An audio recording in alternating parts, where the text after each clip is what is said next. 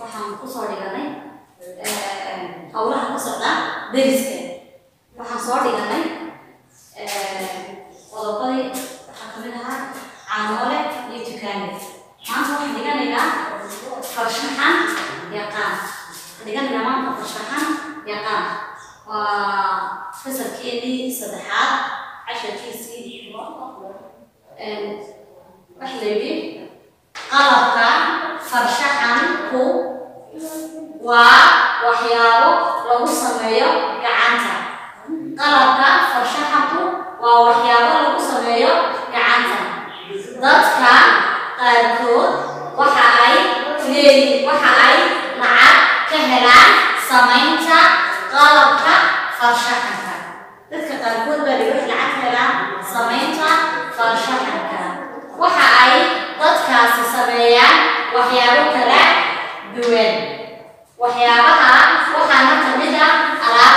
alaabo kala duwan bay dadkaasi sameeyaan qalabka gacanta lagu sameeyo aqalkeena waxaan ka helaynaa qalab fara badan oo lagu sameeyey gacanta waxaa kamid ah miiska waxaa kamid ah kursiga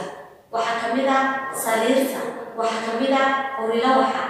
waxyaalo fara badan waxaa kamid ah mafiiqda waxaa kamid ah mooyaha waxaa kamid ah fadhaanka waxaa kamid ah koofiyada gacanta qalabka farshaxanka haddaynu tulaa tiriya ma tiri karno baa gurigiina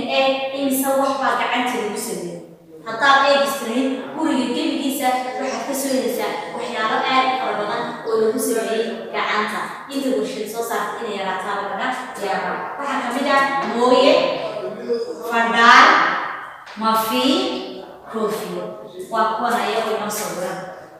qalabka gacanta lagu sameeyo waxaa kamid ah mooye gurigiina waad ka helaysaa mafiiq gurigiina waad ka helaysaa fadhaan garamaayada guriyada geeli waa alaabtii hidiyo dhaqankii